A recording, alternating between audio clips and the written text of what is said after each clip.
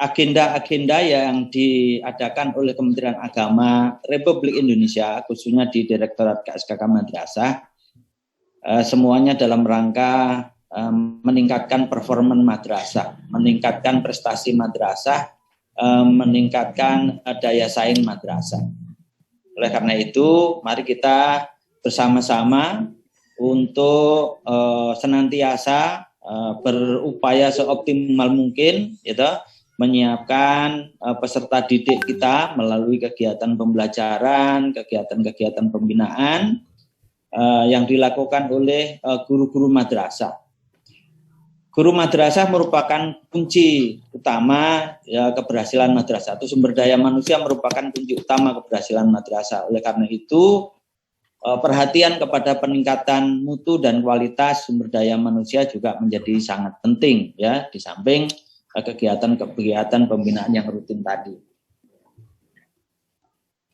Di Provinsi Jawa Tengah, seperti yang tadi disampaikan oleh Pak Kabid, oleh Pak Kasih, itu data yang kami miliki, Bapak Ibu, madrasah-madrasah unggulan di Provinsi Jawa Tengah, itu untuk madrasah akademik, kurang lebih 13 madrasah yang terdiri dari 6 madrasah aliyah dan 7 madrasah sanawiyah. Yang berikutnya MA program keagamaan ada 5 madrasah.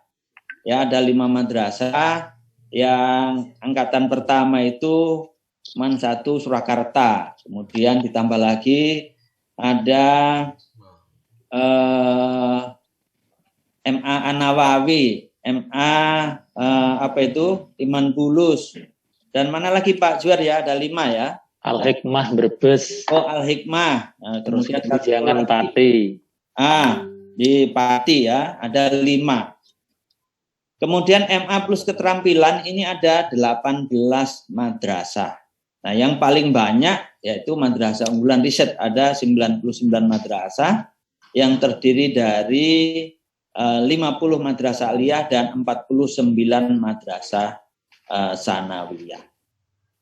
Bapak Ibu yang saya hormati, harapan kami madrasah-madrasah unggulan tersebut betul-betul bisa dikelola secara profesional, kemudian senantiasa melakukan inovasi, melakukan terobosan-terobosan.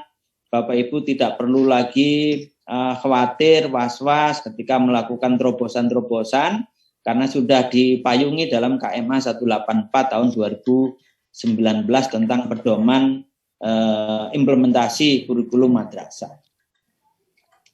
Indikator dari madrasah unggulan sangat gampang ya melihatnya, bahwa madrasah unggulan tersebut harus memiliki prestasi baik di tingkat kabupaten kota, provinsi, nasional, bahkan internasional. Jadi disebut unggulan itu kalau prestasinya di atas rata-rata madrasah biasa. Yang kedua, madrasah-madrasah tersebut lulusannya banyak diterima di madrasah atau sekolah atau perguruan tinggi negeri yang favorit. Jadi kalau madrasah unggulan MTS misalkan, itu di samping prestasi juga lulusannya diterima di madrasah-madrasah yang favorit, di sekolah-sekolah favorit. Saya kira begitu.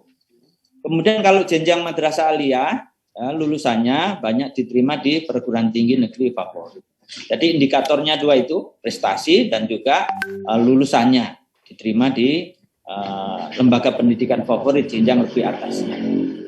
Kami berharap Bapak Ibu madrasah-madrasah unggulan khususnya yang ada di Jawa Tengah itu bisa menjadi magnet, bisa menjadi daya tarik yang menarik lembaga-lembaga pendidikan lain ya untuk maju bersama-sama. Sekaligus menjadi lokomotif ya, mendorong, menarik gerbong yang ada di Jawa Tengah. Karena jumlah madrasah unggulan itu hanya sekian % dari jumlah madrasah yang ada di Jawa Tengah. Mari madrasah-madrasah unggulan tadi bisa menjadi lokomotif ya yang akan menarik gerbong madrasah di Jawa Tengah untuk maju bersama-sama. Oleh karena itu kami sangat mendukung dengan program di Provinsi Jawa Tengah ada sahabat madrasah. Dan di mana madrasah-madrasah unggulan tadi mengadakan MOU bersama dengan madrasah-madrasah yang ada di sekitarnya. Ini peran sebagai center, peran sebagai lokomotif betul-betul harus bisa dijalankan. Dan kami sangat senang tadi Pak Kabid menyampaikan akan ada Sahabat Madrasah Award, ya, dalam rangka memotivasi madrasah-madrasah yang ada di Provinsi Jawa Tengah. Data dari madrasah yang ikut Mayres tahun ini Bapak Ibu, tadi Pak Kabid menyampaikan, Pak Kasim menyampaikan ada peningkatan yang luar biasa untuk di Jawa Tengah. Tahun ini secara nasional madrasah yang ikut Mayres sebanyak 7.712. Tahun lalu 5.600 madrasah. Ada peningkatan kurang lebih hampir 2.000 ya, hampir 2.000 peningkatan. Ini menandakan bahwa semangat madrasah untuk bergeliat memajukan madrasahnya untuk berprestasi luar biasa. Ya. Dan kami sangat apresiasi, sangat support atas raihan prestasi madrasah seluruh Provinsi Jawa Tengah tahun lalu menjadi juara umum di KSM. Saya doakan moga-moga tahun ini tetap bisa meraih juara umum di KSM tahun 2021. Amin ya rabbal alamin. Tentu untuk bisa mempertahankan predikat juara umum perlu ada strategi-strategi ya di dalam menyiapkan peserta didik kita. Karena apa? Yang akan bertanding berjuang adalah siswa kita. Bapak Ibu yang saya hormati, tagline dari Direktorat KSKK Madrasah mulai tahun ini adalah Madrasah Mandiri dan Berprestasi. Ini disampaikan oleh Bapak Direktur KSKK Madrasah, Bapak Profesor Dr. Muhammad Isom MAG. Kita tahu bersama ya tagline KSKK Madrasah itu mulai tahun 2015 ada madrasah lebih baik madrasah. Kenapa ada semangat seperti itu? Karena pada saat itu masih ada warga madrasah yang belum percaya diri. Masih ada masyarakat yang menganggap bahwa lembaga pendidikan madrasah merupakan lembaga pendidikan nomor 2. Oleh karena itu ada tagline madrasah lebih baik madrasah. Itu untuk membakar semangat warga madrasah agar seluruh warga madrasah percaya diri dan masyarakat mengetahui bahwa madrasah bukan lembaga pendidikan nomor sekian. Berikutnya tahun 2017 ya toh, madrasah hebat bermartabat.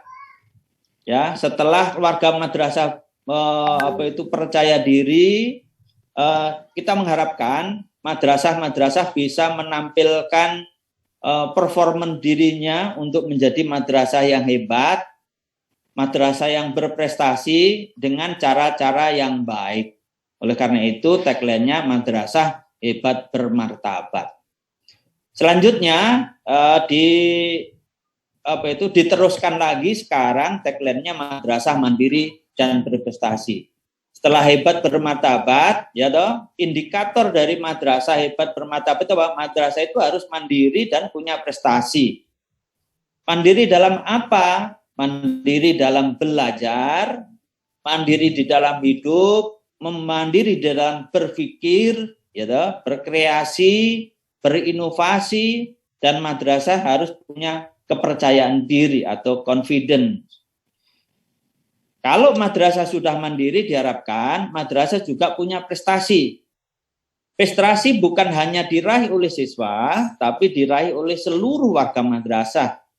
Mulai dari pengawas madrasah, kepala madrasah, guru-guru madrasah, dan juga siswa madrasah. Bagaimana bisa berprestasi? Maka seluruh warga madrasah harus berprestasi di dalam belajar. Belajarnya harus lebih baik, ya. Kemudian berprestasi dalam hidup, berprestasi dalam berkarya. Guru-guru madrasah bukan hanya mengajar, tetapi harus juga berkarya. Barangkali nanti digalakkan di Jawa Tengah oleh teman-teman madrasah, oleh Kanwil, bagaimana setiap guru madrasah bisa menulis buku. Nah, gitu ya. Dalam rangka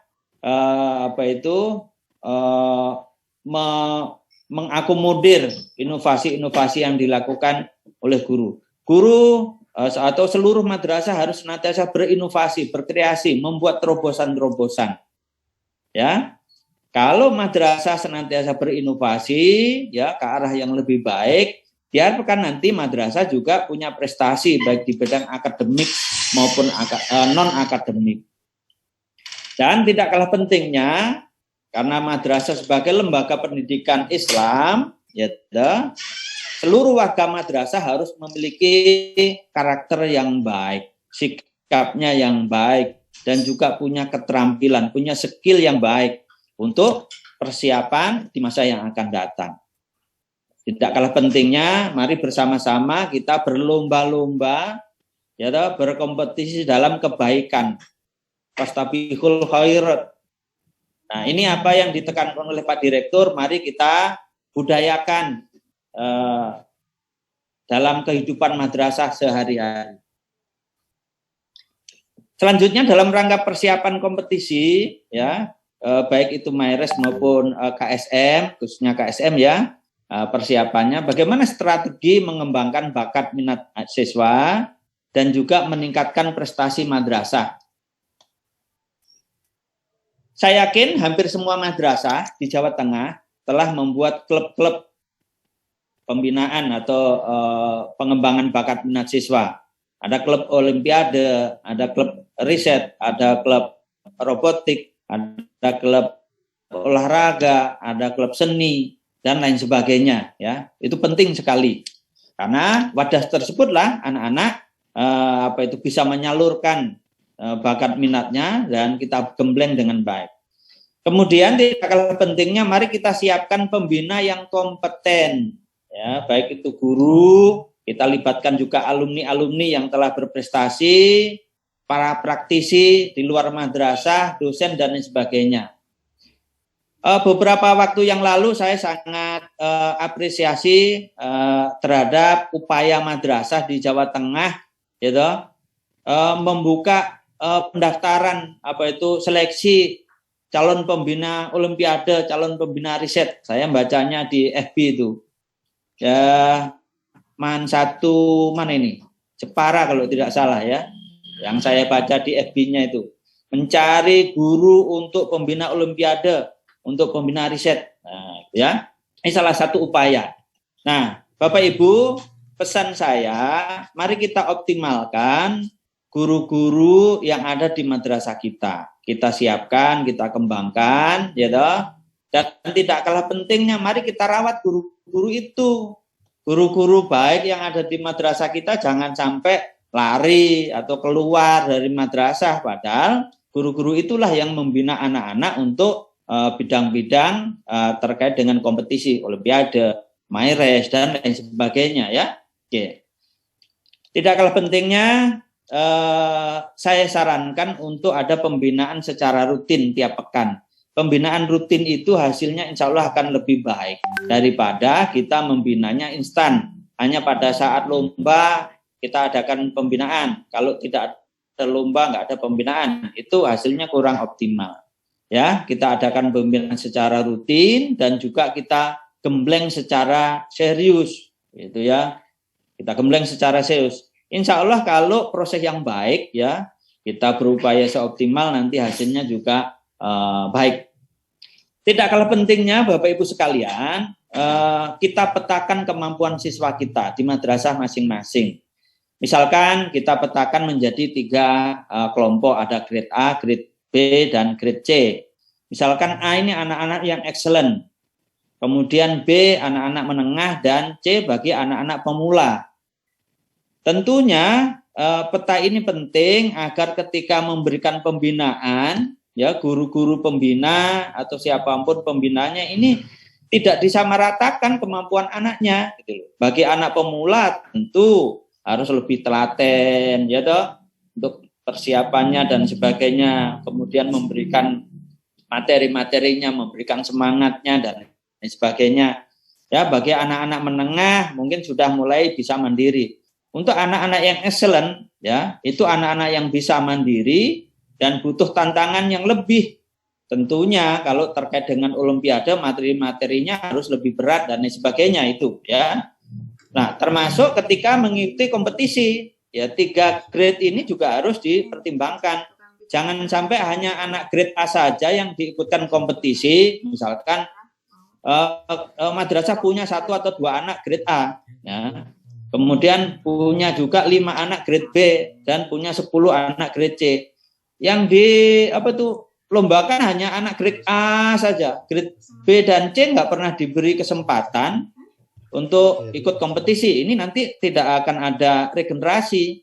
Oleh karena itu penting, artinya kita memiliki peta siswa ini agar kita bisa memberikan layanan sesuai dengan kemampuannya dan juga bisa memberikan kesempatan untuk berkompetisi. Jangan sampai kalau madrasah ini tidak punya petanya, tahun ini mungkin keren, banyak prestasi. Nanti tahun berikutnya anak yang tadi itu sudah lulus, udah nggak punya jago lagi, nggak punya tim lagi yang hebat. Nah, oleh karena itu perlu ada berlanjutan pembinaan dan juga regenerasi. Tidak kalah pentingnya sering mengikuti kompetisi. Wah, saya melihat teman-teman di Jawa Tengah ini mengikuti kompetisi mana-mana itu, ya, baik tingkat kabupaten kota, provinsi, yang diadakan perguruan tinggi, yang diadakan organisasi masyarakat, ada yang di luar negeri dan lain sebagainya.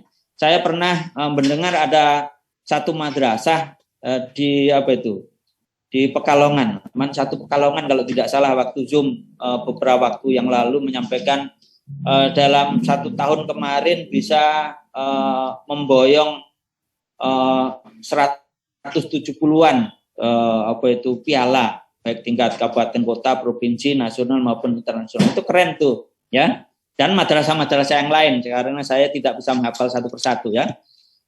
Itu penting sekali sering mengikuti kompetisi. Karena apa? Kalau hanya latihan saja, anak-anak itu ya bosen. Kalau hanya dilatih aja, nggak pernah diadu, nggak pernah ikut kompetisi. Kayak pemain bola itu loh, dia latihan saja, tapi nggak pernah main bola dengan nggak ada lawan tanding, misalkan, ya. Kira-kira ya bosen tuh. Lama-lama malah menurun semangatnya. Oleh karena itu perlu ada kegiatan mengikuti kompetisi. Kemudian tidak kalah pentingnya, setiap kompetisi kita harus menargetkan prestasi, ya. Tanpa ada target prestasi maka semangatnya ya biasa saja. Tapi kalau kita tetapkan target prestasi, insya Allah seluruh warga madrasah akan punya semangat.